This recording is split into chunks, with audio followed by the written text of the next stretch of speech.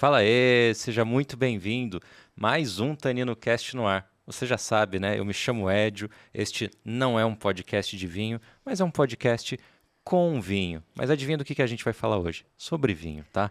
Aproveita, se inscreve no canal, deixa o seu like, comenta, fala pra mim o que você achou desse episódio hoje. Isso é importante para eu continuar fazendo os podcasts, tá?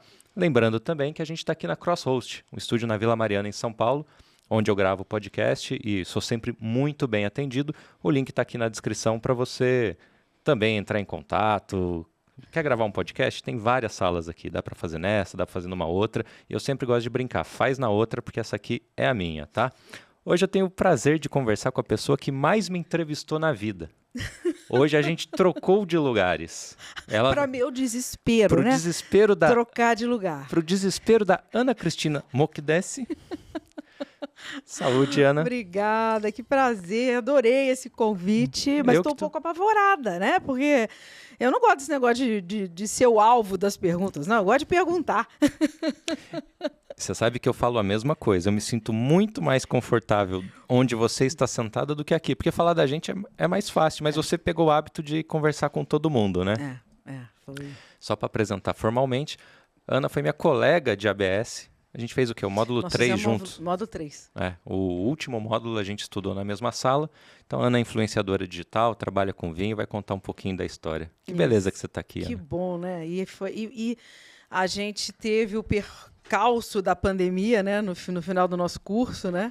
Eu até estava contando aqui para o Joelton, antes da gente chegar, que a minha última prova da minha turma, né? A última prova mesmo que faltava, que era a segunda prova do módulo 2, porque, na verdade, você fez de uma forma diferente o curso, né? Você fez numa tacada só. Foi. Você passava três dias em São Paulo, eu né? cheguei a fazer o módulo 1 da forma convencional, indo uma vez por semana a São Paulo. Eu fazia Juiz de Fora São Paulo uma vez por semana.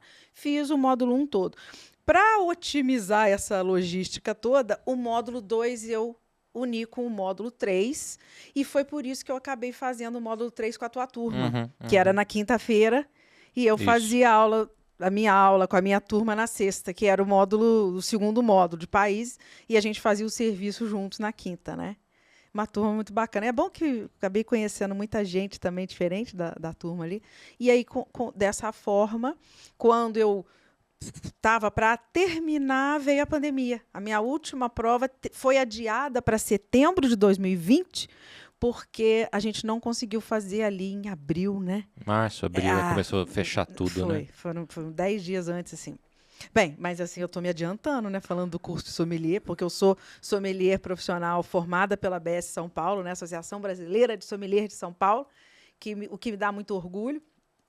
Mas, você vê, nós estamos falando de um final de curso em 2020, né? Então vamos voltar no tempo. O que você fazia? O que você foi fazer na ABS? Por que você foi para lá? Eu sou velha. Eu falo que eu sou velha de idade, mas eu sou nova na profissão. E de coração, de espírito. Qual foi a sua pergunta aí? Como é que eu fui parar lá, né? Nem perguntei nada ainda. Não, quero saber o começo. O que você fazia da vida? Então... Hoje é o dia que eu vou me vingar de todas as entrevistas que a Ana fez comigo.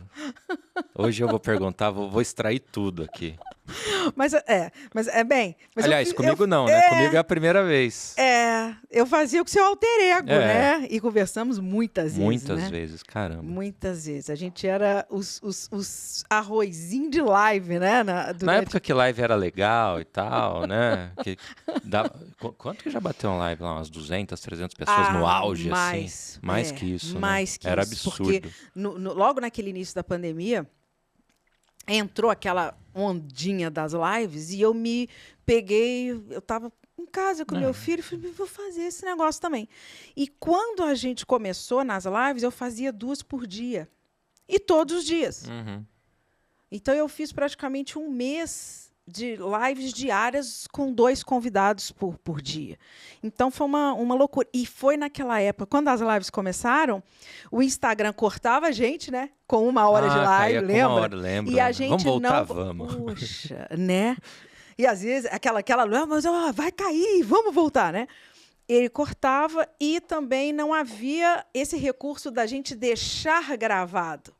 Então, muita gente que passou por mim não ficou registrado. Eu me salvei de algumas coisas que eu falei e não há registro. Ninguém vai poder falar que eu disse isso. Ana, vamos lá pro começo, vai. O que você fazia da vida antes disso tudo? Eu sou bem, assim, versátil e flexível. Já fiz um monte de coisa ao mesmo tempo. Você sabe que quando eu fiz meu primeiro vestibular, eu escolhi engenharia química e vim para a Unicamp fazer engenharia química. Estudei na Unicamp, em Campinas. Fiz 3 anos e meio de engenharia química, mas o lobby do meu pai pelo direito, para o direito, foi sempre muito forte. E eu, nova, ok, todo mundo que entra na faculdade é novo, é isso mesmo, 17, 18 anos, né? Eu, na época, muito jovem, muito imatura, eu vim com uma ideia, né? Vim para Campinas com uma ideia e acabei descobrindo que, poxa, eu queria mais sair de Juiz de Fora e vir estudar na Unicamp. Eu pensei mais nisso do que no curso em si. Então, quando eu acabei fazendo um pouco do curso de engenharia química, eu pensei, isso não é muito a minha cara, não. Voltei para Juiz de Fora e logo engrenei no direito. Falei, acho que o meu pai... Você vê que eu vou sempre assim, eu nunca parei para pensar muito qual era a minha vocação, né? Meu pai falava muito no direito. Quer saber? Acho que eu vou seguir o conselho do meu pai, vou fazer direito, porque quando nada ele falava, tem concurso para fazer e tal, né? E muito doido, porque enquanto eu fazia direito, eu fazia um monte de coisa. Eu fazia balé, eu fazia sapateado, eu cantava. Eu fiz muito trabalho de noite como cantora em Juiz de Fora. Tanto em barzinho, com um ou outro acompanhante, um violão, uma coisa assim. E eu fui cantora de banda lá em Juiz de Fora também. Então, a gente fazia... aliás, de 2 bandas. A gente fazia baile de formatura, a gente fazia festa de exposição, a gente fazia carnaval, réveillon. Eu cantei carnaval, eu cantei réveillon, tudo que você puder imaginar. E concomitantemente ao meu curso de Direito. E ainda fazendo Direito, eu comecei a dar aula de inglês, né? Além de ganhar esse dinheirinho cantando e tal, comecei a dar aula de inglês também para poder fazer uma graninha. Porque, ok, meu pai tinha condição, a gente tinha uma vida boa. Assim, mas o jovem quer o dinheiro próprio, né? Ninguém quer ficar sem dinheiro. Não, né? Aí eu comecei a fazer dar minhas aulas de inglês. E eu acabei engrenando muito nessa vida de professora de inglês, que quando eu terminei o meu curso de Direito, eu meio que continuei dando aula.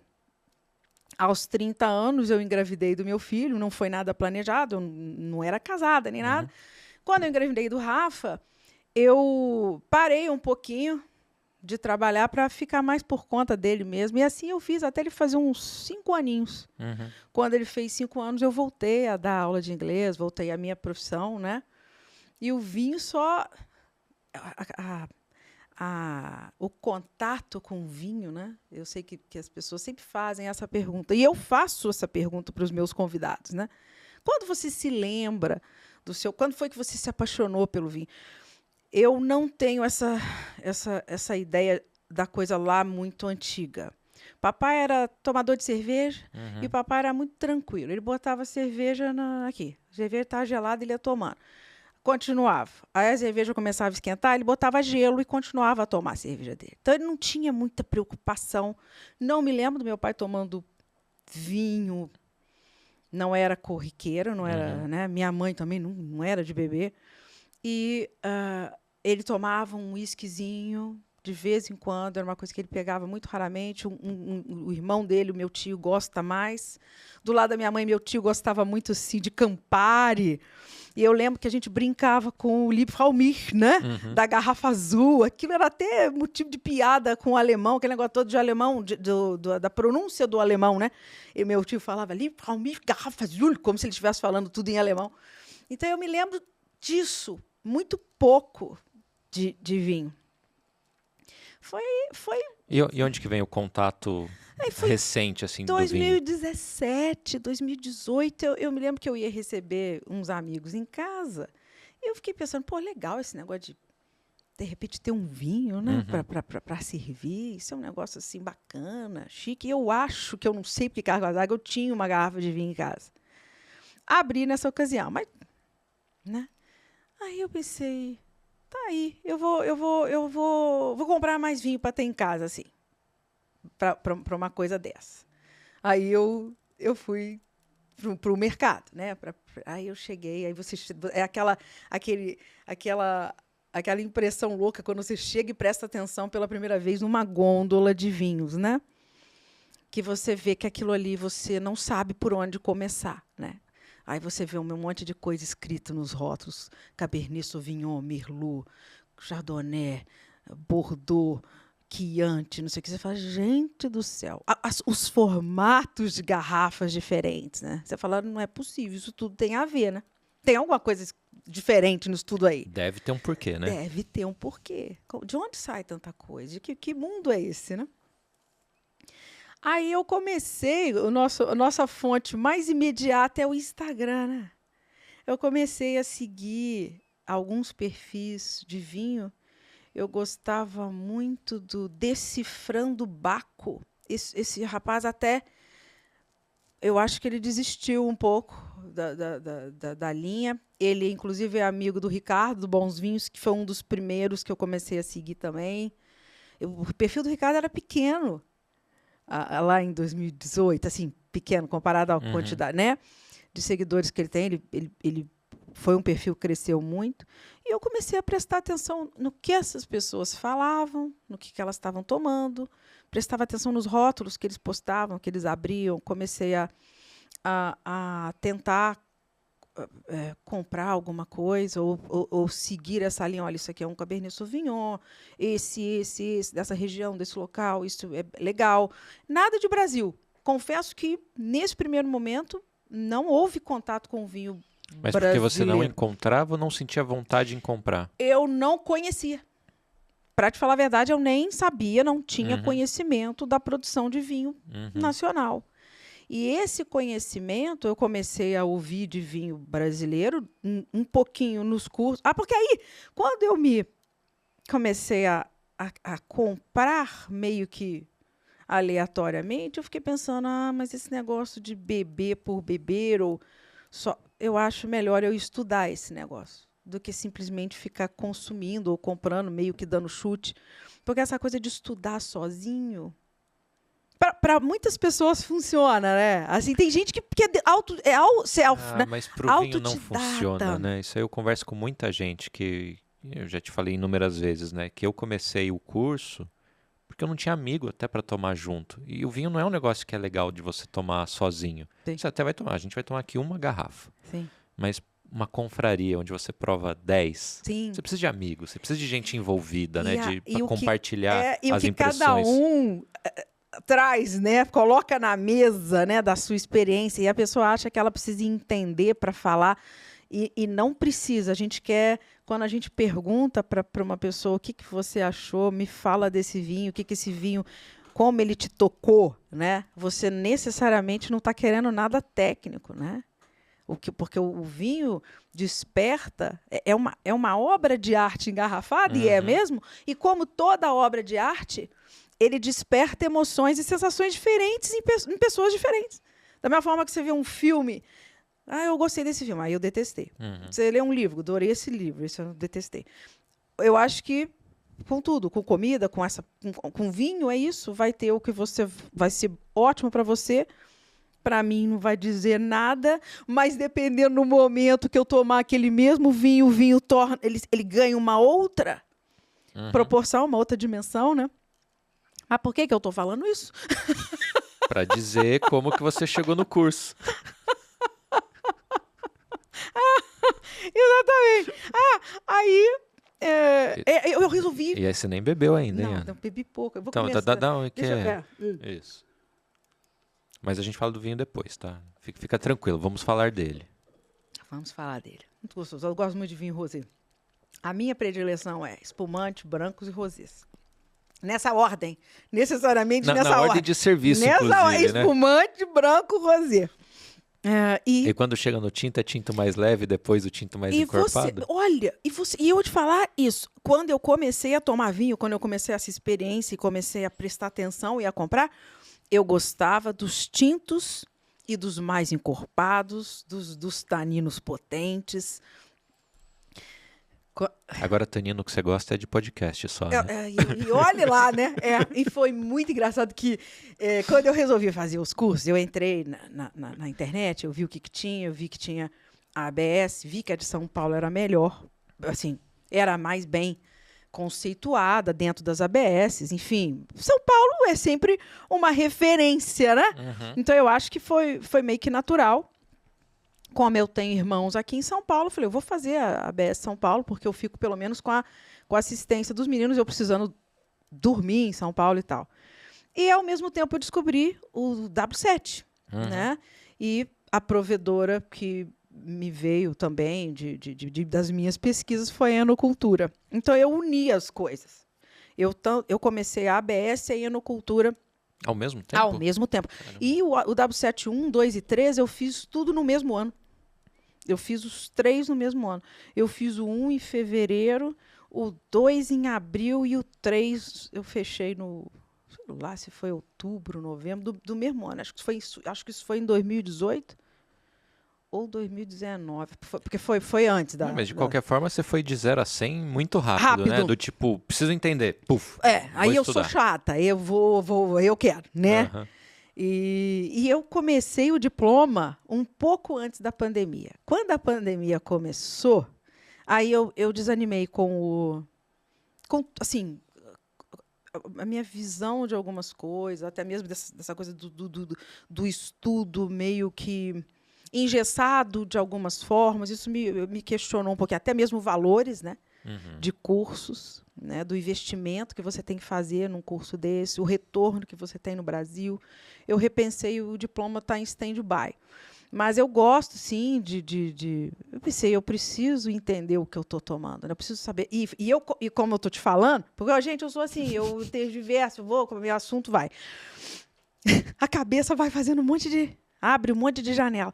Porque, como eu contei, eu comecei pelo vinho tinto, potente, tanino, maravilhoso.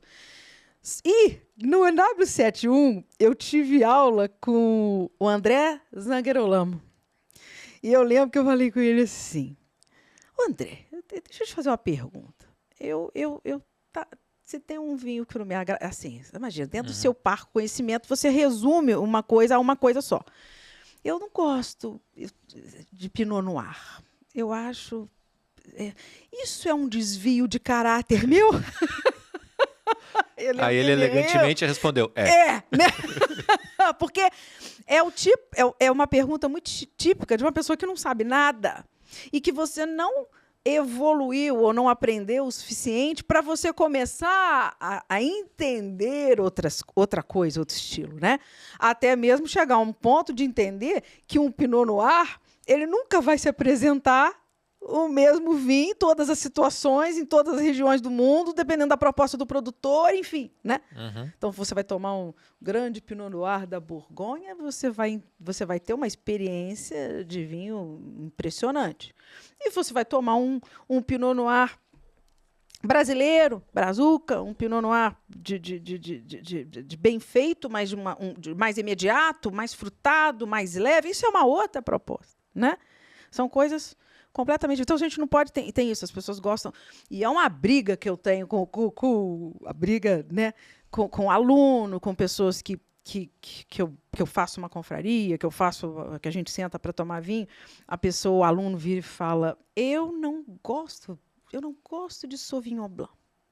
Tá aí. Sauvignon Blanc não me desce, não dá, eu passo mal. Mas você já tomou tudo quanto é vinho de Sauvignon Blanc que existe no mundo? Tudo que está sendo feito. Já pegou Loire, já pegou Chile, já pegou Brasil, já pegou... É injusto com a Sauvignon Blanc você simplesmente falar: eu não gosto. Eu não gosto. Não, ok, você pode não ter gostado de alguns que passaram pela tua taça, mas eu falo, não fecha a porta para ela, não. Vai tentando. Porque tá todo mundo fazendo diferente todos os dias, né? Então, eu sou aberta a você estar sempre aberto a experiências, a não baixar, a não taxar nada. E acho que ninguém deve ser Maria, vai com as outras. Porque o fulano... Quando você começa sem entender nada, eu acho que você usar referências de pessoas sérias, pessoas que você curte, você percebe que a pessoa tem know-how, que ela sabe o que ela está falando, e você usa aquela pessoa para te dar algumas diretrizes, né? Para você começar a caminhar, eu acho legal.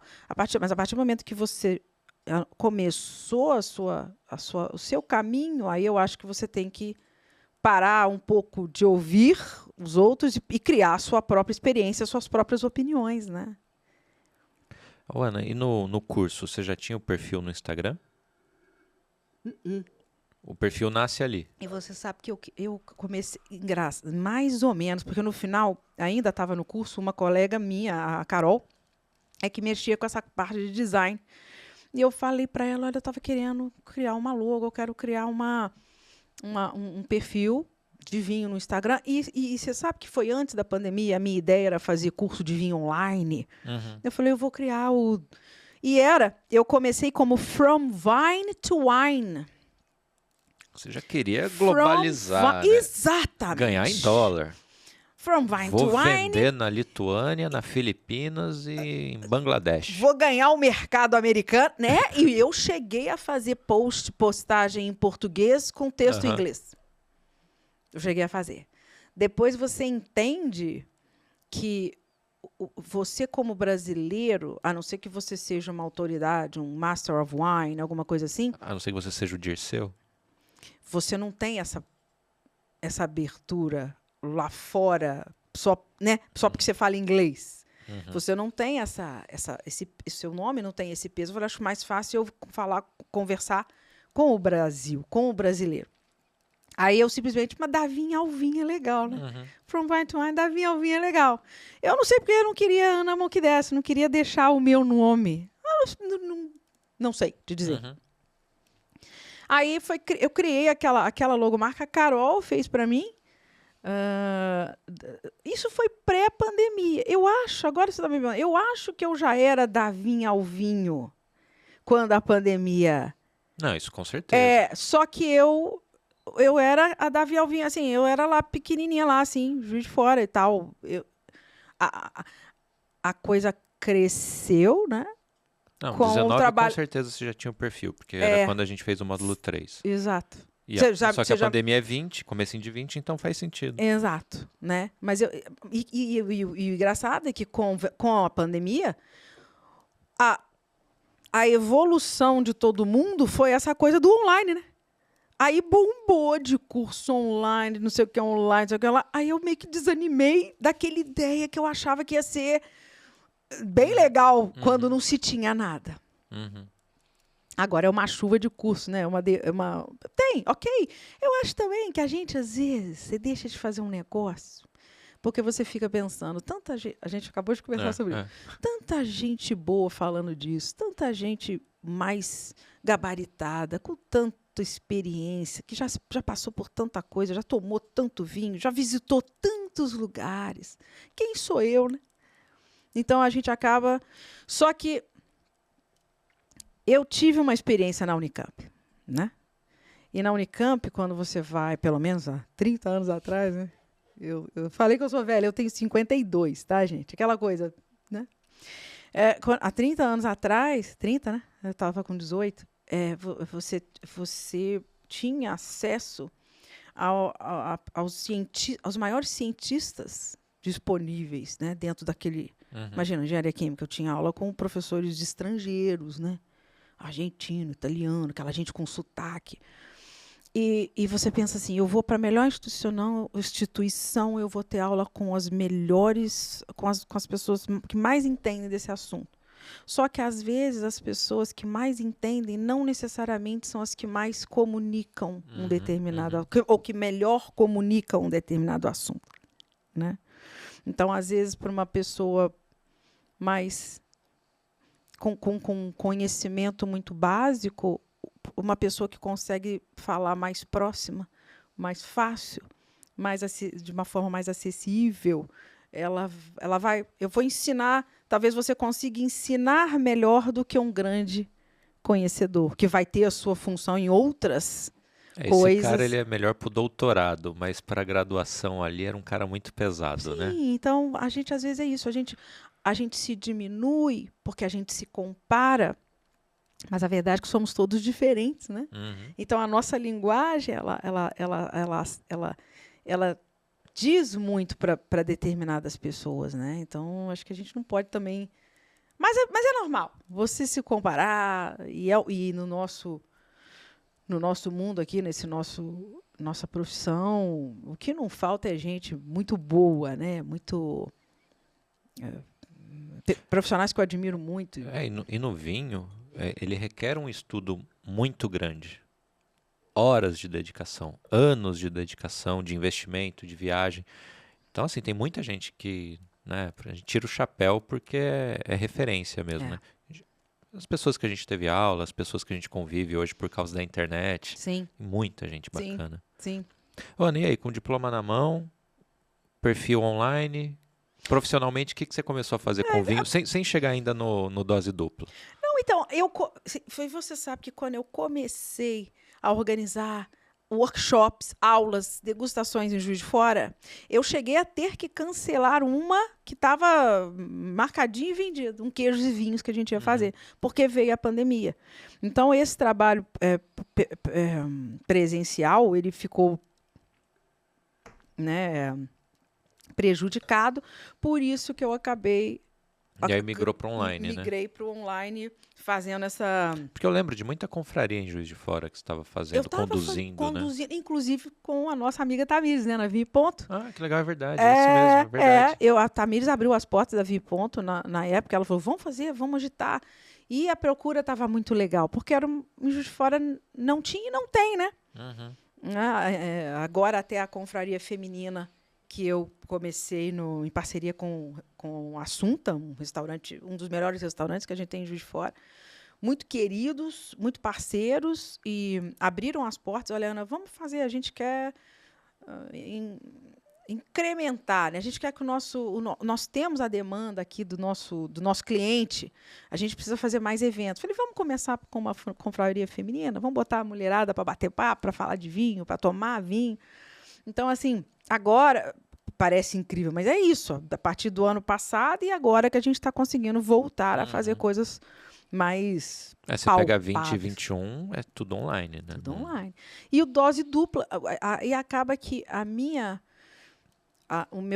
entrada, a parte de ser uma profissional meio que reconhecida ou pela audiência ou pelos pares, advém desse trabalho que eu faço no dose dupla, né?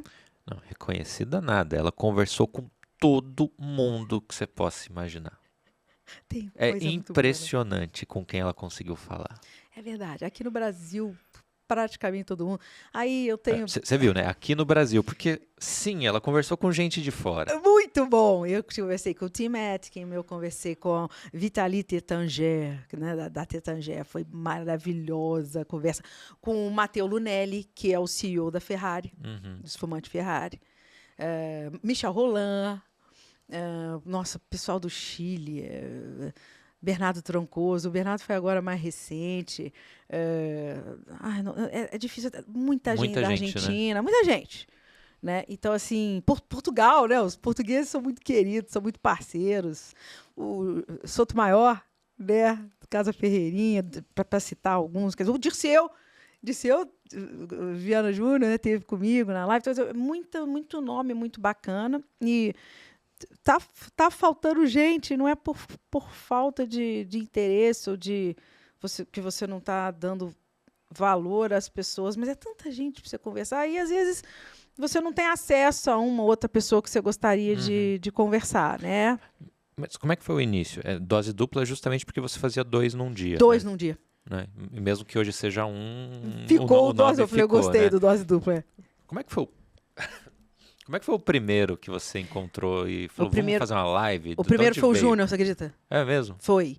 Eu não sei por que, o que a gente estava... Alguma coisa de ABS, né? Não sei por que eu conversei com o Júnior pelo WhatsApp. Naquele augezão mesmo.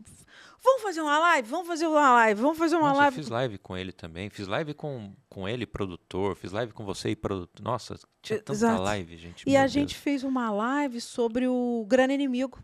Ele tinha um grande inimigo e eu também. Vamos falar. E aí a gente até brincou dos amigos falando sobre o Grande Inimigo.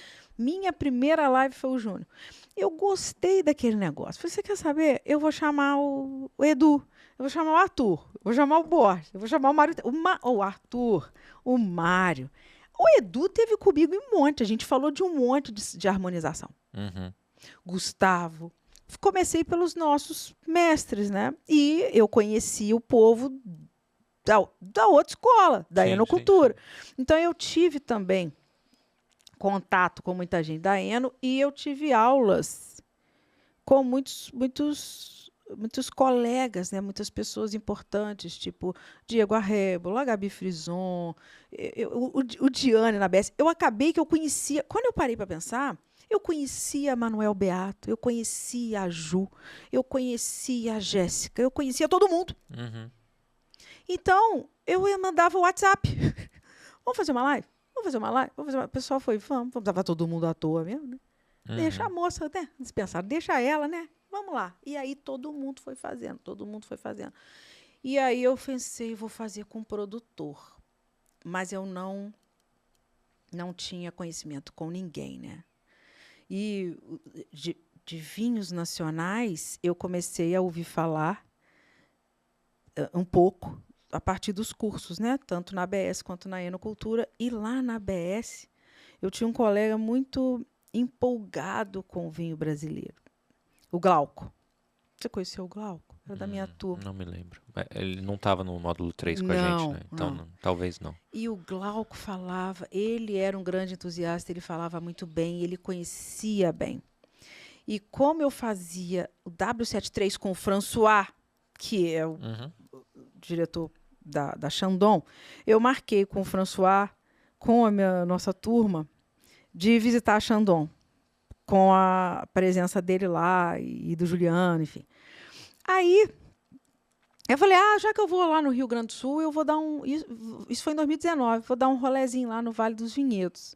E foi o Glauco que indicou algumas coisas. Visitar o lugar tal, Inclusive, foi uma experiência muito bacana na Pisato, porque eu estava na Pisato em 2019, e o Lorenzo, foi a primeira vez que eu conheci o Lorenzo, ele estava lá, ali, aquele receptivo da Pisato, e eles falaram, o seu Plínio de vez em quando aparece. Ele não fica aqui não, mas de vez em quando ele aparece. E naquele dia, de repente, baixa um caminhãozinho e desce o Plínio de chinelo com a ripa de madeira debaixo do braço, porque ele ia arrumar o guarda-sol do negócio ali. Aí eu não tive conversa, eu cerquei ele, né?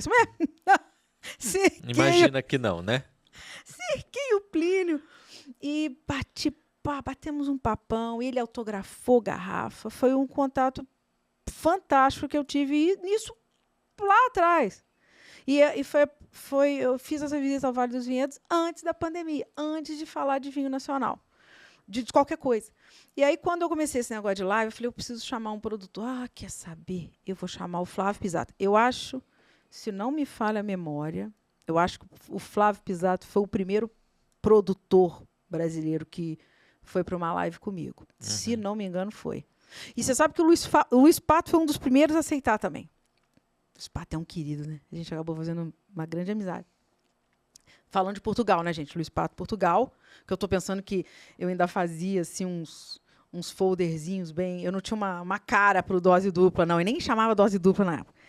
Aí o Flávio topou e nós conversamos 3 horas. Acaba, volta de novo, volta de novo. Foram 3 horas de papo. E aí, quando você abre para os outros começam a... E todo mundo estava muito acessível na época, né? Todo mundo estava ali por conta. Então, eu fui conversando com um, conversando com o outro, conversando com um, conversando com o outro. E aí eu fiz um... E acaba que na pandemia, eu vim a conhecer Aí sim, conhecer bastante ou muita coisa do vinho brasileiro por conta desse acesso mais facilitado, né, mais próximo que a gente teve com eles, né? Então, foi muito bom, porque eu não tinha noção do que era feito no Brasil, não tinha conhecimento mesmo de nada. E só o fato de conversar com todo mundo e, óbvio, aí provando, né, o vinho de cada um, mas de ouvir a própria história, você começa a entender mais o que representa cada garrafa, né? Claro, porque é diferente você tomar esse rosé, né? E daqui do alto do seu pedestal, talvez começar. Porque ele tem esse problema, ele tem outro, ele tem isso, tem aquilo. Podia ser melhor nisso. Não é o caso, tá, gente? Mas Agora, quando o cara te manda um vinho, aí ele está ali com você, ele senta para conversar com você, ele te explica esse vinho. Eu acho que o de menos é o vinho talvez não ser perfeito. Será que se é que existe um vinho perfeito, né? O que importa é qual é a história daquela garrafa. O que está por trás? Quantas famílias estão por trás dessa única garrafa aqui, né? Então, eu acho que a gente não tem... Nós temos, sim, um trabalho... O sommelier tem um trabalho de proximidade com o consumidor, né? A gente faz uma ligação, né? A gente tenta trazer esse produto mais próximo da pessoa que está consumindo. Mas eu acho que não cabe a mim fazer uma avaliação, né? Um juízo de valor de um produto que eu conheço muito pouco. Eu não conheço a história dessa garrafa, desse vinho, quantos deram suor por isso aí, quais são as condições. Enfim, eu acho que a gente tem que ser muito cuidadoso, né?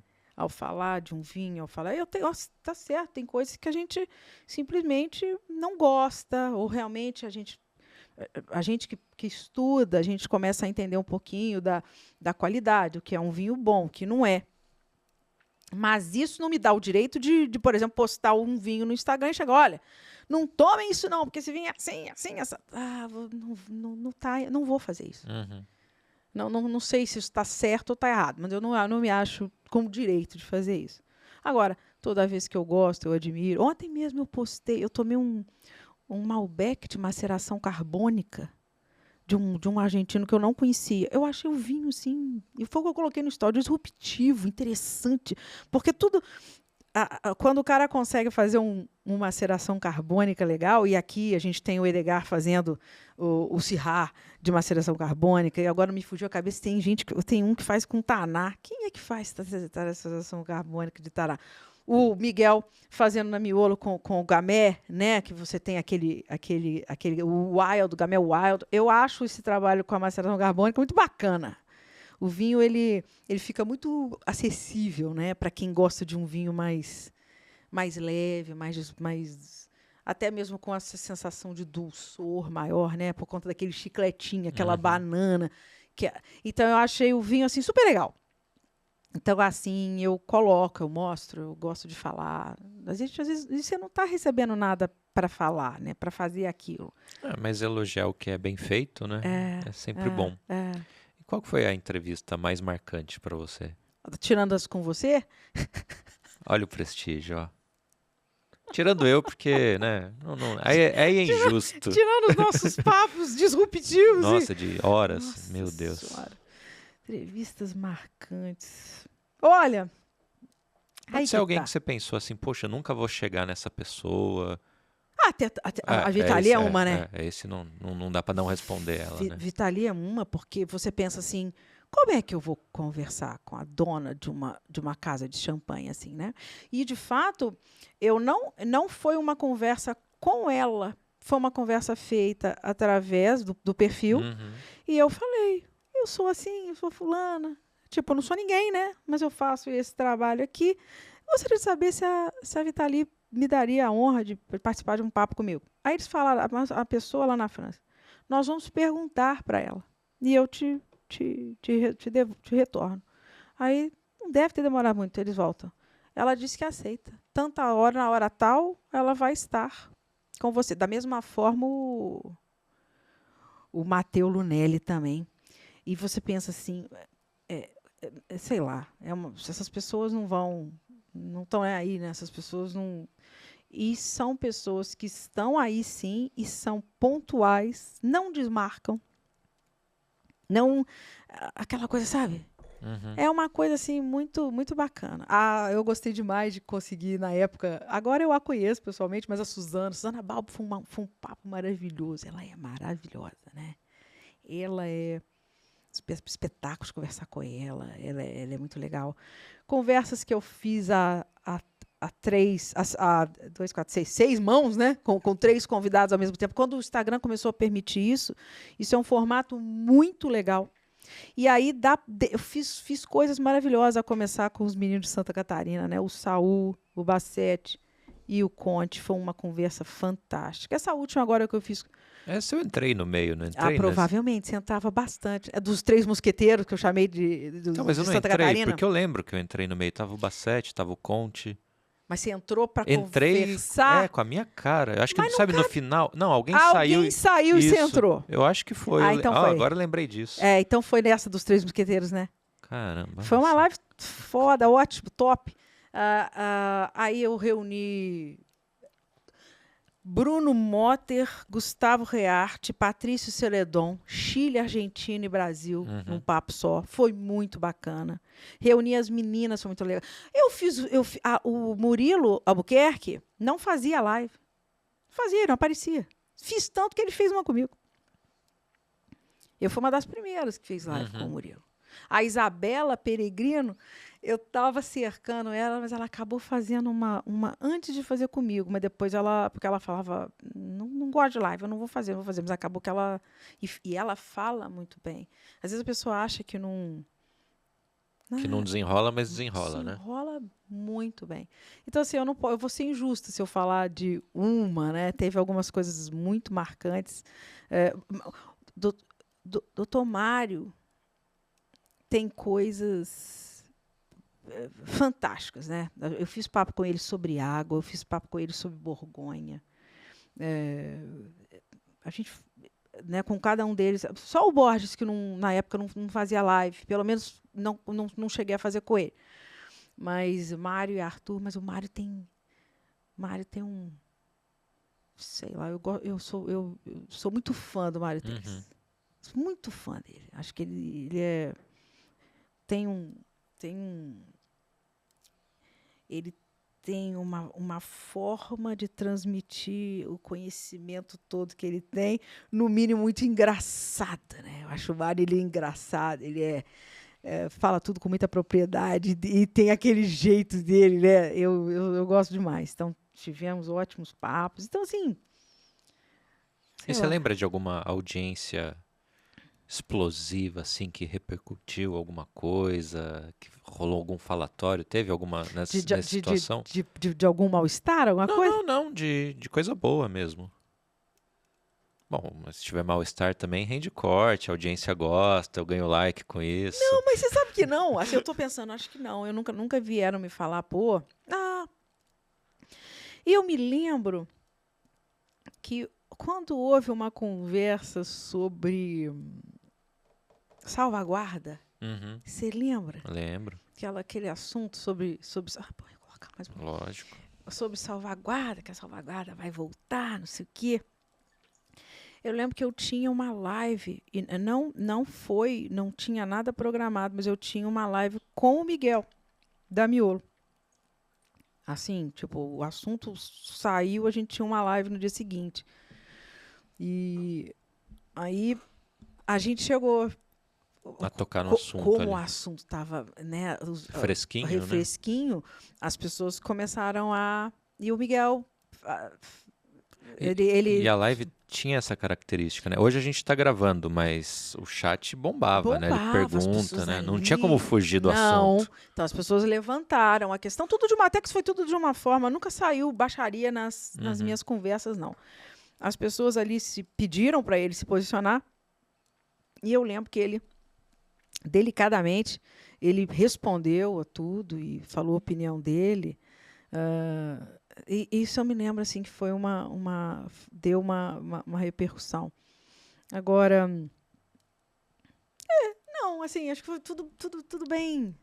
Não, e teve caso que, óbvio, a gente não vai dar esse palco aqui pra ele de não aparecer na live, né? Justa a live que eu mais estava aguardando, né? A única pessoa Foi o único bolo? Eu ia te perguntar se teve mais. O único bolo que eu tomei foi essa pessoa. Acho que ele sabia que eu ia estar lá mandando Caramba, pergunta. e eu fiquei esperando ao vivo. Eu tava lá. E no dia seguinte eu tentei de novo, porque ele me falou que ia estar e não apareceu. Uma coisa doida, né? E as pessoas que o Só conhecem... avisando, amanhã ele tá lá. Dá pra você puxar o... Jura? Aham. Sou capaz de... Vai lá puxar a orelha. falar com vai ele. lá, vai lá. Vou. E você vai ver que eu vou conseguir, finalmente, uma live com ele. Eu vou falar, fui eu que você... Né? E assim, mas assim, as pessoas que o conhecem... Gente, é o Alejandro Virrilho. Eu É a não ia única falar, foi pessoa ela. que me deu bolo no Dose Dupla. Mas assim, as pessoas que o conhecem falam que ele é um cara muito bacana. Um cara muito profissional.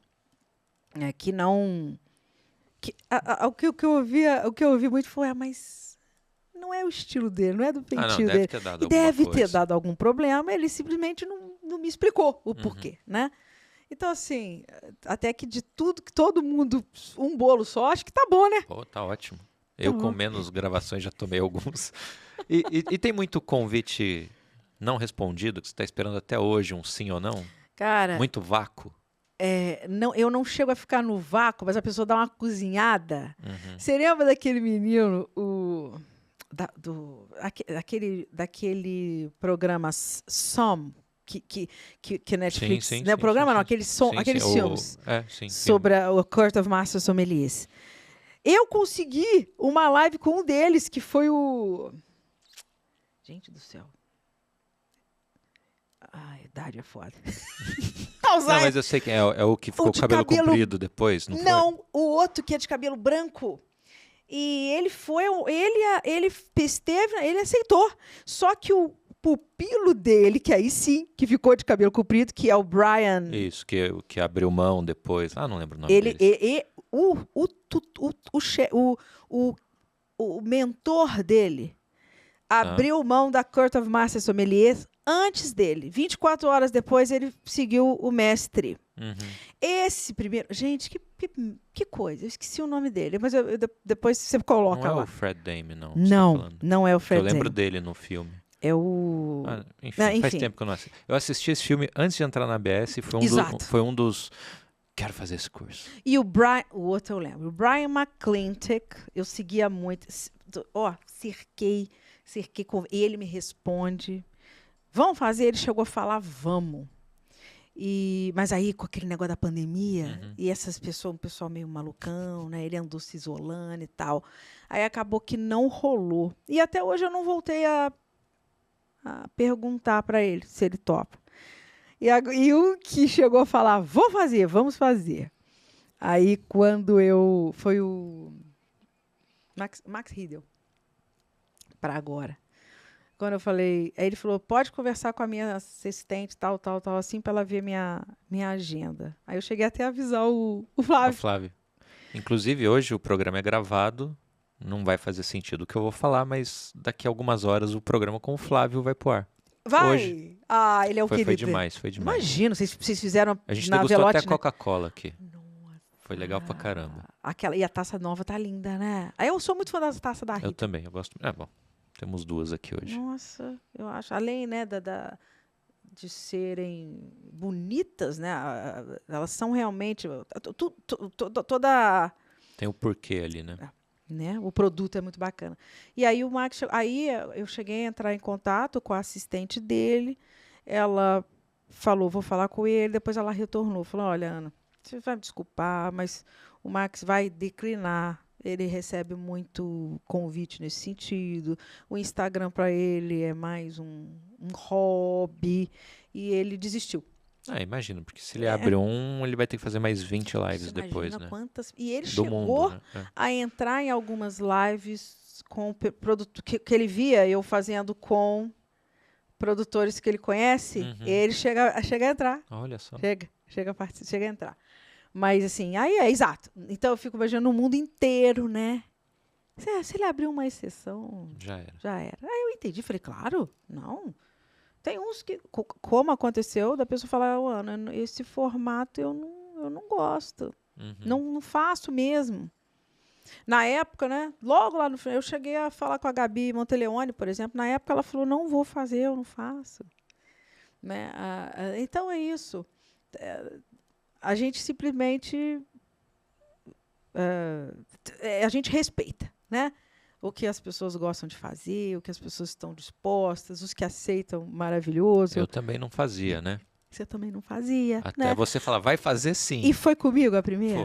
Foi, né? E por muito tempo só tinha feito com você. Aí o pessoal começa a ver e fala, vamos fazer. Fala, tá bom, vai, vamos. Que aí você acaba ficando sem... E aí você pega o gosto pela coisa, Pega. também começa a entender como é que funciona, né? Em 2020 e 2021 fazia sentido fazer as lives, né? Só que aí você fez um negócio legal. Você ainda faz a live, mas transforma ela depois num arquivo de áudio e joga nas plataformas. Joga o formato né? de podcast. Não é essa, né, essa coisa bonita que você tem aqui no estúdio, mas é o que eu estava até falando com o querido Jailton aqui hoje, que como eu lido com essa questão de às vezes, juntar 3 pessoas em lugares diferentes, ou fazer essas entrevistas com pessoas de outro país, é complicado você chamar para um estúdio, né? Esse formato de entrevistar remotamente funciona. Exato. Dependendo do seu entrevistado, né? A única coisa que eu fico é que eu não... Como eu que faço, né? Eu só faço a conversão do áudio, então o meu, que eu chamo de podcast, vai com o som original da gravação do Instagram e eu perco a imagem, né? E fica aquele som mesmo, mais rústico e tal, mas vale muito a pena, né? Porque as conversas são muito, muito legais, as pessoas... eu sei lá, eu acho que eu sei perguntar, né? Eu sei, vou perguntando, vou falando, as pessoas vão se abrindo, vão falando. Quando ela veio, ela falou o Cárdenas. É minissérie quando eu sento para conversar com o Cárdenas. São 4 horas de papo. As pessoas vão indo embora. É isso mesmo. Impressionante. Porque é uma pessoa que gosta de conversar, né? Aqui você tá de olho na hora, né? Porque eu sou do papo, porque se a gente não tiver horário, a gente vai até 6 horas da tarde. Eu gostaria, mas a hora do Guilherme é muito cara. Eu sempre falo isso. Inclusive, ele de lá já tá... me patrocinem, porque eu preciso pagar o Guilherme. É muito caro. Só rindo, né, Guilherme? Até esqueci o que eu ia que a gente, perguntar. a gente tava falando... Lembrei. Porque hoje não é mais uma dificuldade, mas imagina meus primeiros programas, né? Montar um roteiro. Como é que você montava para tanta gente, às vezes 2 num dia, todos os dias? Gente que você nunca viu na vida, nunca falou, nem sabe que vinho faz. E sabe o que é mais interessante? Muito difícil a pessoa me perguntar assim, o que você vai me perguntar? A grande maioria não pergunta. Agora, o Marco Daniele me ligou, eu preciso saber o que você vai me perguntar. Muito engraçado. Aí eu falei para ele, não, mas Marco, fica tranquilo, minha conversa é um grande querido. Beijo, Marco. O Marco foi a gente conversou umas 4 horas. E ele queria um roteiro, ele muito acostumado com esse negócio de jornalismo, né? De repente, aprovar umas perguntas. Não, fica tranquilo, não vou fazer nada, não vou te fazer pergunta. Vai ser mesmo. Aí eu explico para a pessoa. Para quem me pergunta, o que você vai perguntar? Olha, vou perguntar só por onde você começou, como é que é, aí vou focar na vinícola, no seu trabalho e tal, e a coisa flui. Então, assim, o que eu faço eu investigo um pouco, né, lógico, a pessoa. E isso desde lá da pandemia. Eu vou falar com o fulano, ok, mas quem que é? Então, dentro dos meus... E hoje, na internet, a gente acha tudo. Tudo. Então, eu nunca sentei para conversar com alguém sem primeiro fazer uma prévia de quem é aquela pessoa, alguma coisa importante que ela falou, que ela escreveu, que ela... né? E foi engraçado, por exemplo, com a Vitali... Eu descobri, não me pergunte como, que ela tinha lido a Bicicleta Azul, de uma escritora chamada Regine Deforge. E isso foi um livro que eu li também quando eu era mocinha. E eu tenho o livro. Aí, quando nós começamos a conversa, eu levantei o livro para ela, né? Eu lembro que eu levantei e mostrei. Olha o que eu tenho aqui. Cara, ela achou aquilo... E né, muitas vezes a pessoa fala assim, mas como é que você sabe disso? Né? Mas como é que você sabe? Mas eu não posso te convidar para conversar comigo se eu não me preparar, né? Acho que até um pouquinho de desrespeito com quem você está, né? Então, assim, eu faço um roteiro de coisas importantes que eu acho que vale a pena, mas o grosso da conversa ela se desenvolve fora do roteiro, né? Um gancho que a pessoa fala, um negócio, você puxa o outro, você lembra do outro negócio. Quando a pessoa gosta mais de falar, ela vai mesmo, ela mesmo que cria o próprio assunto, né? Quando a pessoa é mais difícil, você tem que ter mais coisas preparadas, porque aí você vai provocando, né? Provocando no sentido da pessoa te responder, né? Então, aí eu falo isso muito com o Rafael. Quem vive, né? Se você pensa num Jô Soares, se você pensa num David Letterman, se você pensa numa Oprah Winfrey, pessoas que trabalham dessa forma, né? Entrevistando. Isso é uma grande arte. Você conversar com as pessoas, você entrevistar as pessoas. Marília Gabriela, isso não é para qualquer um, não. E às vezes conseguir tirar uma informação ultra relevante que às vezes o outro lado não quer soltar. Sim. Isso é impressionante. Isso é uma grande arte, essa coisa de conversar, né? Perguntar, sem a pessoa entender que você está sendo invasivo, enfim, né? Ana, deixa eu falar do vinho para o pessoal. Que, você né, que trouxe. Não é um podcast de vinho, é um podcast com vinho, mas eu só falo de vinho, né? Impressionante. Por que será? Eu fico traindo o meu próprio slogan. Você coloca Tanino Cast, vinho e outros. Algo, e outros. Às vezes tem outros. E o podcast seguinte vai ser de vinho de novo, tá? Então já estou adiantando. Pronto. O podcast é meu, eu falo do que eu quiser. Afinal, né? Ora. Eu tô pagando. Exato. Se você quer falar de alguma coisa, crie o seu espaço e vai falar o que você quiser. Vai lá. Ana, eu trouxe para você hoje um vinho rosé, já sabendo da sua predileção por espumantes, brancos, rosés, assim, vinhos frescos, né? Esse é um rosé português de Lisboa, produzido pela Casa Santos Lima. Ele se chama Valmaduro, é linha Premium, safra 2020. Curioso aqui, 2 uvas, Castelão e Cabernet Sauvignon. Opa! Então as pessoas falam assim, Cabernet só vai fazer um vinho tânico, potente. Não, um rosé delicado, super fresco, né? Acidez bem gostosa, né? Mas o opa que eu falei não foi por ser um rosé de Cabernet Sauvignon, mas ser um Cabernet Sauvignon português, né? E quando nos vinhos de Portugal, quando a gente se depara com produtores que fazem uvas internacionais, uvas francesas, né? Eu chegou a perguntar, mas o pessoal em Portugal não fica chateado? Porque eles têm muita coisa, né? Portugal é um celeiro, um berço ali um berço de castas diferentes, né? Então você só imagina, ou pelo menos pensa, eu em Portugal não ia querer trabalhar com Cabernet Sauvignon. Mas tem de tudo lá. Tem de tudo, exatamente. Importação da Vinho Ponto, R$ 144,00. Tem o link na descrição para quem quiser. Exatamente. E eles fazem. Tem uma curiosidade. Sentiu algum dulçor? Sim, ele é meio seco? Ele é meio seco, mas a acidez elevada, né? Então você não passa como um vinho doce, né? Então fica sempre o recado, né? Classificação no Brasil, meio seco, não tem segredo. Tem que provar. Porque vai de 4,1 gramas a 24. Até uma coisa bem docinha. Então, você não sabe nunca se ele está bem pertinho do seco, se ele está mais próximo do suave. E aí outro detalhe. Às vezes é só essa profusão de fruta que te dá a impressão dele ser mais doce. Não, ele tem um pouquinho mais. Mas, por outro lado, ele tem uma acidez tão exuberante que casa. Então, não dá para falar assim, é meio seco, eu não gosto. Cara, no Brasil, você vai ter que abrir e provar. Não dá para saber se o vinho é mais doce ou não. E o brasileiro... Nem sei se você tem uma pergunta. Pode. Claro. Eu não sei se você tem alguma pergunta com relação a isso do consumidor, né, brasileiro. É muito comum a gente conversar com pessoas que não entendem muito ou não estão habituados a tomar muito vinho, que esse vinho que a gente está tomando, por exemplo, é um vinho muito amável a paladares ainda desacostumados, né? Então é um vinho que vai agradar justamente por ele ter esse perfil de fruta, né, tão mais acentuado, que as pessoas... É igual a criança, igual o bebezinho, né?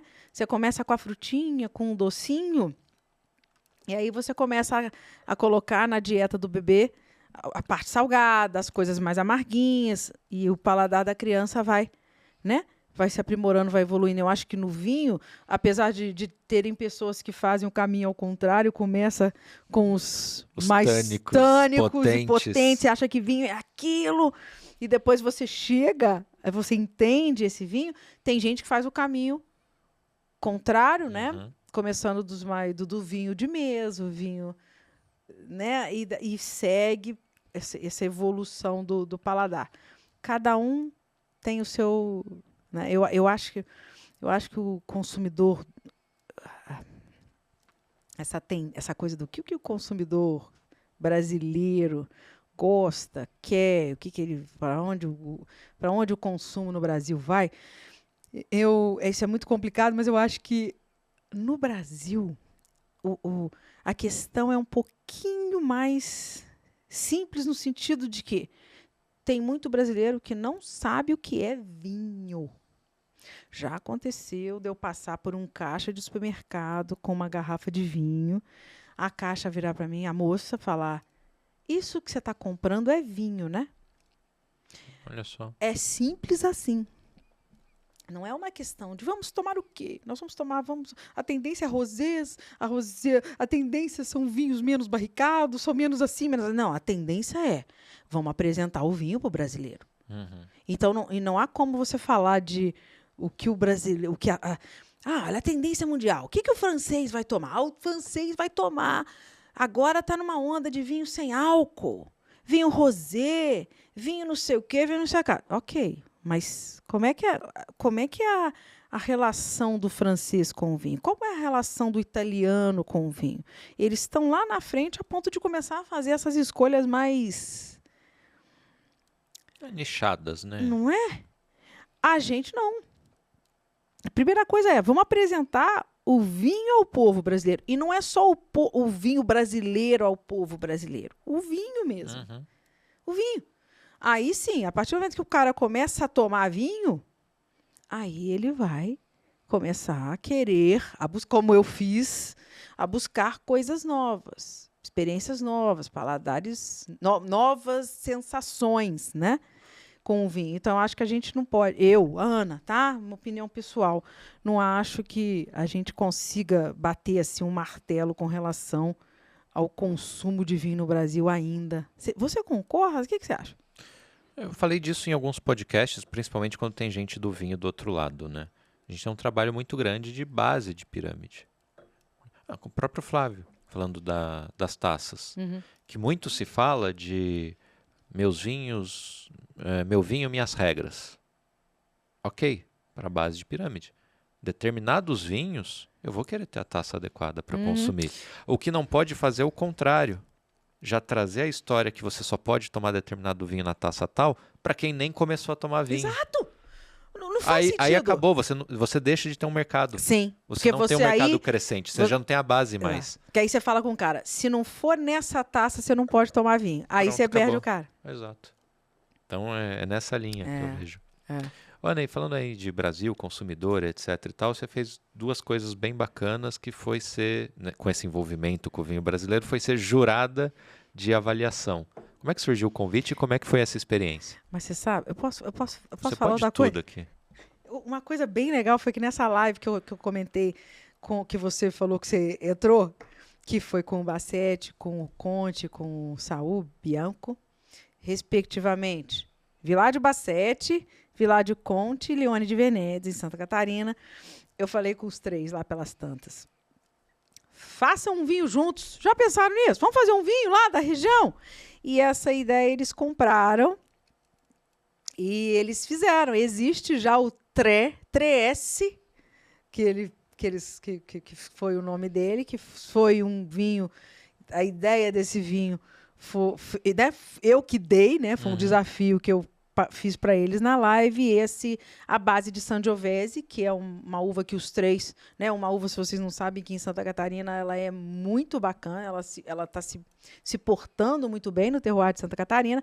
Os três produtores têm Sangiovese e os três fizeram um Sangiovese que a gente chamou de Super Serrano, a base de Sangiovese dos três terroirs, dos três produtores. Então, isso foi uma coisa muito bacana, que é um vinho que, bem, eu participei da escolha do blend, eu fui lá para a gente fazer esse blend, foi muito bacana, e então isso eu tenho muito orgulho. Durante a pandemia, acho que foi em 2021, o Gustavo Galhardi Pacheco, e o Marcelo Deses, que são os dois idealizadores, produtores da Vinibra Expo, no Rio de Janeiro. Eles me chamaram para fazer parte do corpo de avaliadores, né, dos jurados da Wines of Brazil Awards, que eles patrocinam, né, esse award de vinhos nacionais. E em 2021 eu fui fazer provas, eu fiz uma prova, eu não me lembro, eu sei que tinha espumante rosé, e depois entrou alguma coisa de, se não me engano, Cabernet Franc, Merlot. Foram mais de 100 vinhos nesse dia. Eu não tenho essa experiência. Infelizmente, eu gostaria de ter mais. Essa experiência tão grande de jurada ou de corpo de avaliação. Mas essa eu fiz e é uma coisa muito difícil, né? Muito difícil de fazer. Chega um ponto, chega uma hora que você já está lutando para você não achar que está tomando o mesmo vinho já. Uhum. Principalmente com relação aos tintos, né? Que aí você, quando começa a provar os tânicos, né, os mais encorpados, o tanino já começa a pegar. Claro que a gente está cuspindo tudo, mas não basta cuspir. Aquilo fica ali, né? É uma experiência bem bacana. E essa foi bem legal. E aí, quantas amostras foram? Você lembra? Mais de 100 na minha prova. Caramba. Muita coisa. Muita coisa mesmo. Não parece, mas é muito. Não, parece. É muita coisa. Você provar numa tacada só, assim. Num período de 4. Provar e avaliar, E avaliar.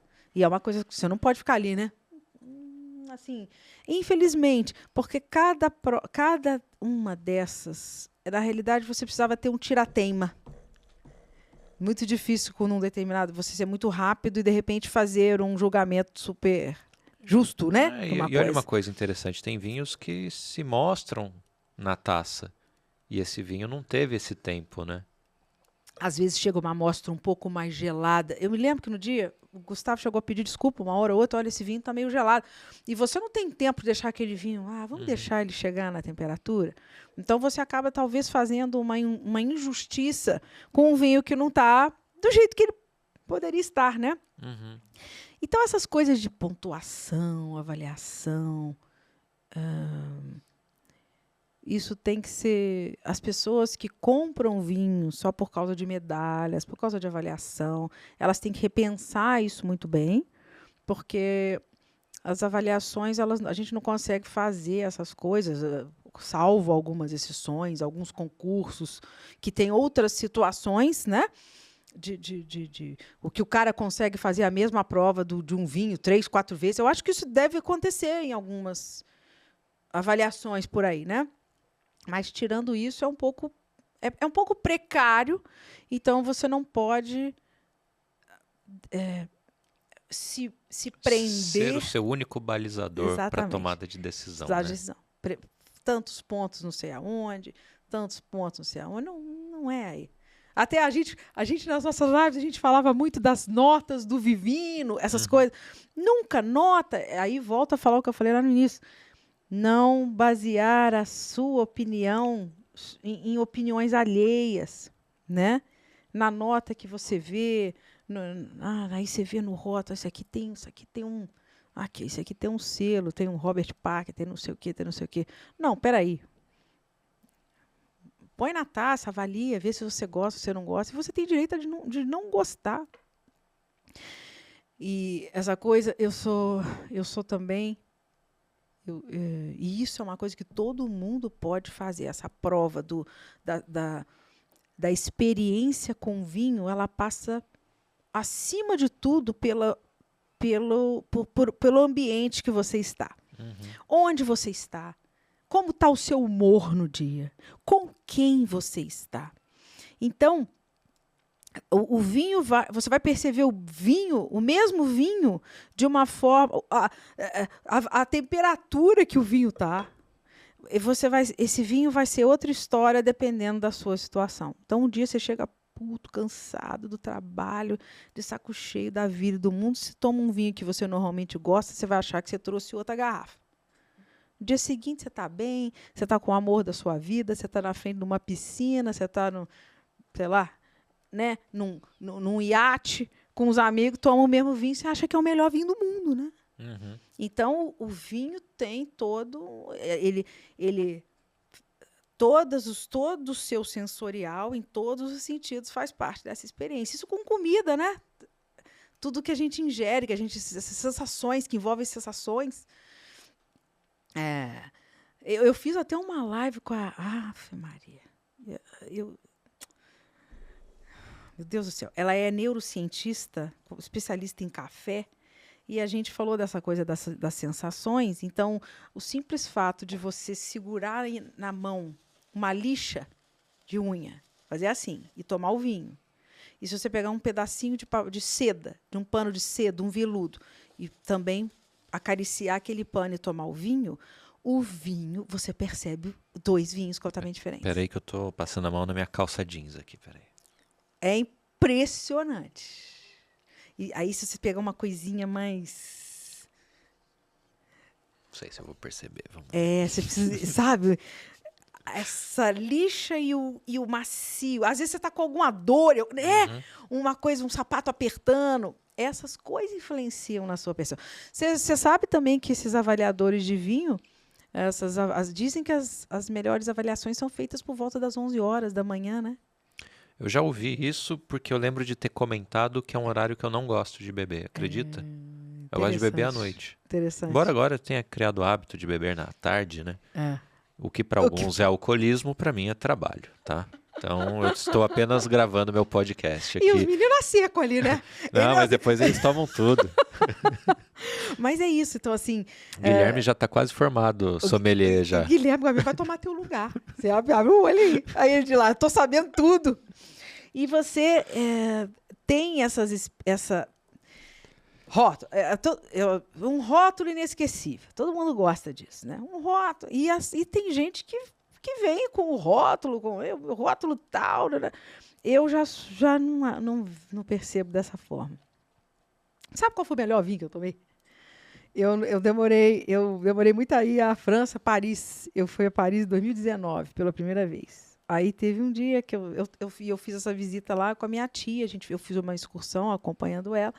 E nesse dia especificamente, eu saí sozinha. Foi um rolê sozinho, em Paris. Aí eu fui ao Louvre, eu fiz uns negócios e terminei. Passei.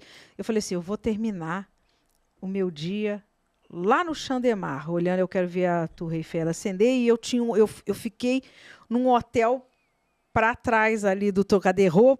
Para trás do Trocadéro, eu estava bem perto dela. Então, era meu caminho para voltar para o hotel.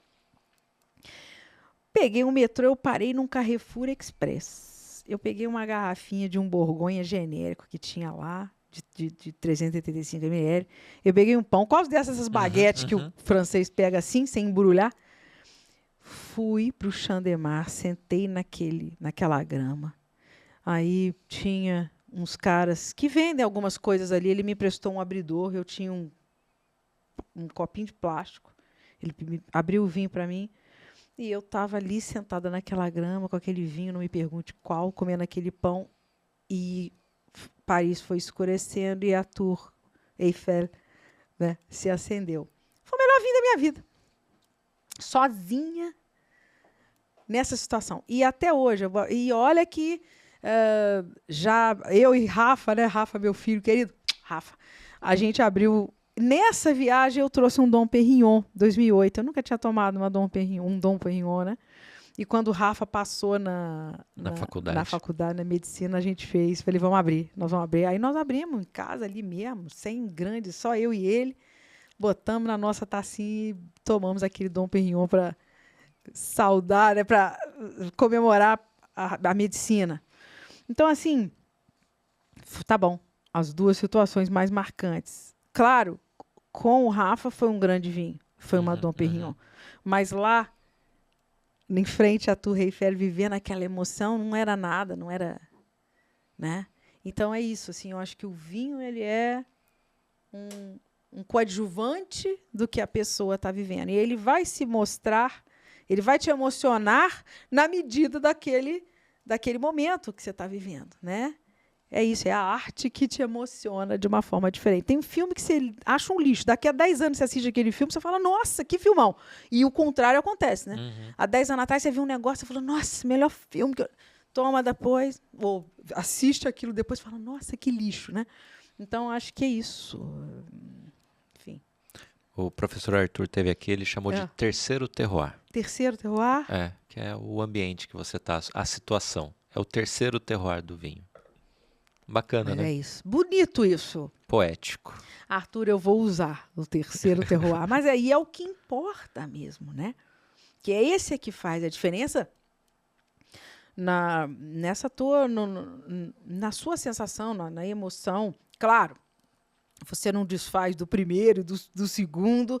Como eu já falei aqui, a gente não está em posição de jogar para debaixo do tapete e falar mal de nada, a não ser que você tenha um conhecimento profundo daquilo, né? Mas toda a sua vivência, tudo que te faz ser o que você é, influencia nas suas experiências. E aí, na esteira desse assunto, como é que foi comentar a avaliação nacional de vinhos? A avaliação foi fantástica. Você avaliou ou só comentou, ou os dois? Avaliou e comentou? Na avaliação nacional, inclusive, um beijo para o André Gasperin e para todo o pessoal. Na época, André, que era o presidente da ABE, né, na Associação Brasileira de Enologia, atualmente é o querido Ricardo Morari.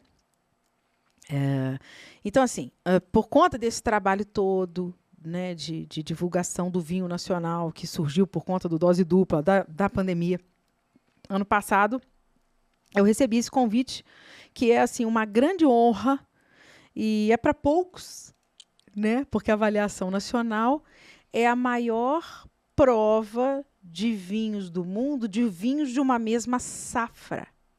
E isso não acontece em nenhum lugar do mundo. Isso é promovido pela Associação Brasileira de Enologia e são escolhidas 16 amostras que melhor representam a safra daquele ano no país. É claro que eles têm que separar por categorias, porque o Brasil, esse Brasil continental, né? Pessoas fazendo vinho do Oiapoque ao Chuí, então você tem que pegar amostras que representem um pouco de tudo que está sendo produzido no Brasil. E essa avaliação das 16 amostras é feita pelos próprios enólogos da associação. Então, quando a gente vai na cerimônia, né, e sentamos lá 16 comentaristas, a gente está representando uma amostra que já foi previamente escolhida. A avaliação real daquela amostra foi feita pelos enólogos, os grandes, vamos dizer, os maiores entendedores tecnicamente, né, do vinho. Então, eles fazem essa escolha, escolhem 16 amostras. Então, você tem base para espumante, porque ainda nós não temos espumante, né? Você tem a base para espumante, você tem rosé, você tem brancos, você tem tintos mais leves, tintos com barrica, né? Então, você tem as 16 categorias e no dia, a gente recebe uma amostra às cegas e a gente tem que avaliar, mas não é uma avaliação de qualidade. Eu tenho que falar exatamente isso que eu estou falando aqui, que são essas impressões. Se aquele vinho me emociona ou não, eu faço uma análise. Claro, porque assim, dentro dos 16 avaliadores existem profissionais da área, como eu, como a Suzana Barelli, o Alejandro Cardoso, né? Algumas pessoas que conseguem fazer uma avaliação mais técnica, mas tem Teve a Flavinha Quaresma. Sim. Teve jogadora de vôlei, não teve? A Fegaray foi o ano anterior, Tá. se não me engano. Mas Então, eu lembro de que isso mesmo. Então tem personalidades Tem também, personalidades, né, que fazem uma avaliação baseada no seres no gosto ou não gosto, né? E você não sabe o que você tem em taça, porque a gente avalia, fala, olha, eu estou provando um vinho que é muito assim, é muito alegre, muito assim, muito assado, e no final eles revelam para a gente, para o público, o que a gente está tomando. É uma experiência incrível. Eu fiquei muito honrada porque eles só chamam pessoas de relevância, né? No vinho e de relevância para o vinho brasileiro, né? Então eu fiquei muito honrada de ter participado. O Erineu fez o livro, né? Foram 30 anos, um livro comemorativo dos 30 anos de avaliação. E é muito emocionante. Eu estou lá, meu nome está lá, porque a minha foi a 30ª, né? Foi essa edição comemorativa. E, assim, é muito bacana, porque a partir da pandemia eles abriram essa avaliação para participação online das pessoas. Você tem a oportunidade de comprar. As pessoas podiam comprar, né? E participar, né? Exato. Você em casa, um grupo de amigos, compra aquelas 16 amostras, recebe em casa e você participa ao vivo com aquele grupo que está reunido lá em Bento. É uma quantidade de gente enorme lá, um pavilhão enorme lá em Bento, e você tem mais de 1.000 pessoas, mais de 1.000... Né? Porque também é um número também que é uma pena que não pode ser mais, porque as amostras também... Né? Se for mais, não tem o vinho depois, né? Foi tudo em amostra. E, inclusive, quem tem eu não me lembro agora, me perdoem, porque existe também o produtor que submete a amostra dele para essa análise, ele tem que ter um mínimo de produção. Então, aquele pequeno produtor que faz 50 garrafas de um determinado vinho, ele não tem uma quantidade suficiente para poder submeter essa amostra. Então, também, eu acho isso bem... Porque como é que você vai representar ser uma amostra representativa de uma safra se você não está... né? Você tem que ter um número mais consistente para aquilo realmente... Porque senão você fica aquela coisa. Olha, isso aqui existe, mas olha como é tão diferente do que a safra mostrou. No geral, olha, mas a gente fez isso aqui. Então, esse que é muito diferente, por motivos óbvios... Ele não representa o todo, né? Claro. Ele não representa. Eu não me lembro bem qual é a litragem, qual é a quantidade, sabe? Mas existe uma quantidade mínima que você tem que ter daquele vinho para submeter essa amostra. E esse ano teve... o pessoal aqui da colheita de inverno submeteu amostras e tal. Então, isso está abrindo bastante e o pessoal da BE está tentando abraçar, né, e conseguir colocar todo mundo, quanto mais amostras, né, mais representatividade do Brasil todo, para isso realmente ser mais... Não ficar muito restrito ao Rio Grande do Sul, né? Claro. Ana, tem uma tradição e você não vai fugir da tradição. Meu Deus do céu. Eu quero o seu autógrafo na rolha do vinho. E enquanto você assina, eu vou te fazer a última pergunta, que eu quero saber, em primeira mão, seus planos futuros. Meu Deus do céu. Vou até pegar o vasinho aqui. Eu vou assinar. Meu Deus, onde é que eu vou assinar? Do lado? Onde der. Não é fácil assinar rolha, não. Eu fiz o teste, é um parto. Mas tradição é tradição. E você põe essa rolha onde? Fica aqui com o Guilherme? Fica aqui, ó. Olha quanta rolha aqui já, ó.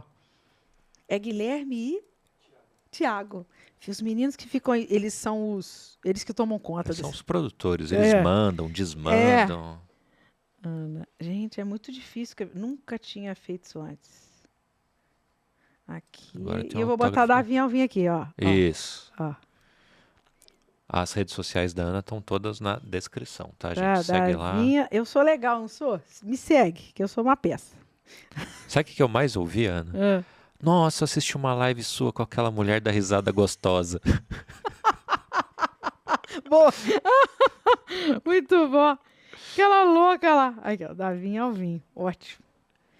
Acho que deu. Aí só depositar na urna aqui o seu voto, ó. Bota aqui, ó. Muito bom. Isso aí vai valer dinheiro na hora dessa, hein? Viu só? Imagina no final. Gente, quando que você precisa juntar aí o que... Final não, eu quero fazer isso o resto da vida. Me ajuda aí, Guilherme. E aí, Ana, pra gente fechar, plano futuro, o que você tem aí pra gente? O que você quer fazer esse ano? Eu espero continuar, né, podendo... Eu fiz alguma coisa de viagem gastronômica, né? Até esqueci disso. Tanta coisa que você faz, Ana. Tanta coisa. E essa experiência das viagens enogastronômicas são muito legais. Você viajar, levar um grupo até uma vinícola, uma região. A gente que tem um conhecimentozinho um pouquinho mais aprofundado é capaz de somar muito, né? E esse grupo saía de Juiz de Fora ou não? Tinha gente de todo o Brasil e se encontrava lá, por exemplo? No meio da pandemia, a gente saiu com um grupo que era basicamente pessoas de Juiz de Fora, mas teve gente até da Bahia indo. Uhum. Depois desses outros, teve Espírito Santo, Bahia, outros lugares do Brasil, São Paulo. Aí já se encontra no destino, né? Quem sai de um determinado aeroporto sai junto e já no destino reúne quem... Porque, assim, eu não sou agência de turismo, né? Então, eu pego a parceria com alguma agência e aí eles fazem essa logística, né? Que fazem muito bem. E eu entro mais com essa parte da expertise do acompanhamento, né? Eu fiz no Rio Grande do Sul já umas 2 vezes. Santa Catarina foi muito legal também. Então, ir comigo é aquela vantagem de... a Ana está indo, aí o Plínio aparece, o Saul está lá... Né? O Conte está lá, o Barsetti pessoalmente. Então, essas coisas de você conseguir... Na Luiz Argenta, o Edgar saiu... Em meio da colheita, uma vez que a gente esteve lá, ele saiu de não sei de onde, foi lá encontrar a gente para receber. Fomos na barrica, ele estava com friulano ainda no tanque e tal. Essas coisas são muito legais, né? Uhum. Lá na Dom Guerina, a família Motter inteira estava lá. Oswaldo, a Salete, os meninos... Eu chamo de Bruninho, né? Adoro o Bruninho. Bruno! Agora a Bruninha é papai e o irmão dele também. Todo mundo lá com o bebê. Um beijo. Então, assim, isso é muito legal. E as pessoas que vão junto da gente têm essa... Comigo, né? E com outras pessoas que fazem esse mesmo tipo de experiência, tem a oportunidade de conhecer mais próximo, né? Por conta desse acesso que a gente tem, né? Então, é bem legal, é uma coisa muito legal. Eu quero continuar fazendo. Eu gosto muito dessa coisa do... Acho que vinho é muito do ao vivo. Então, eu acho que as degustações online, elas servem, elas são legais, mas eu acho que as presenciais, elas têm que voltar com força. Eu acho que é isso que a gente tem que fazer mais, né? Quero continuar minhas aulas, meus workshops, abrir mais... grupos de estudo, de confrarias, de degustação, e seguir aí com o Davi ao vinho. E eu tenho essa pegada um pouco até mesmo jornalística, eu gosto muito disso. Eu não sou jornalista, né, mas eu gosto de escrever, eu gosto de falar. Então, acho que isso é uma coisa que eu tenho vontade de continuar, de explorar. Né? E, muito bom. Vamos ver o que vai. Ô, Ana, já que você falou de produtor, faz um favor para mim. Anuncia para os meus...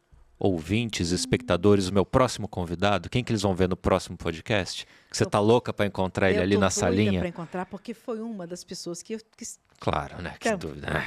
Né? Que eu também já entrevistei, né? O queridíssimo Adolfo Lona, nossa senhora, uma referência, né? Um cara que... como é que a gente fala? Como é que a gente fala que não precisa de apresentações?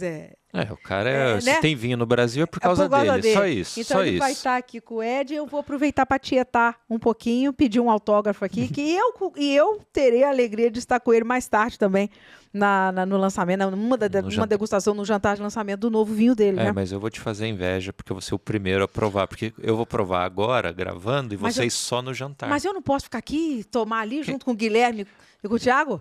Poder pode, mas a primeira prova tem que ser a minha para eu poder falar que eu fui o primeiro a provar. Tá bom, combinado. Boa. Ana, sempre um prazer te Querido, ver. Muito obrigado. Obrigada por me convidar. Não, imagina, seu convite estava feito há muito tempo, mas mora em Juiz de Fora. Sabia que as Maria. pessoas reclamam assim, nossa, não vai tanta mulher no podcast. Eu falei, eu tenho culpa se o povo mora no Amazonas, né? Mulher enrolada, né? Pô, tá aqui hoje. Maior prazer. Pra quem não sabe, a gente tá gravando na semana do Descorteados, então tem muita coisa de vinho acontecendo, muita então coisa vai de ter vinho. muito assunto de vinho nos próximos episódios. Gente, muito Prazer, obrigado, gente. valeu, Obrigada. até a próxima. Tchau, tchau. Obrigada, tchau, obrigada.